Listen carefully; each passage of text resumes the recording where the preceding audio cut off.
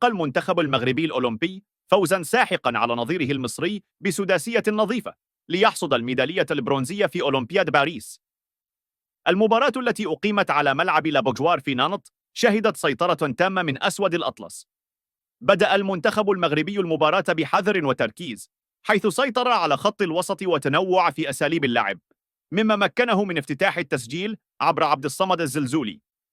هذا الهدف فتح الطريق أمام مزيد من الأهداف، حيث أضاف المغاربة الهدف الثاني بسرعة وسط ذهول المنتخب المصري. في الشوط الثاني واصل المنتخب المغربي ضغطه المكثف، وزاد من معاناة الفراعنة بتسجيل الهدف الثالث عن طريق بلال الخنوس. بقية المباراة شهدت أداء قويا من أسود الأطلس الذين أحكموا سيطرتهم على الملعب، بينما عانى المنتخب المصري من الضغط المتواصل وعدم القدرة على الرد.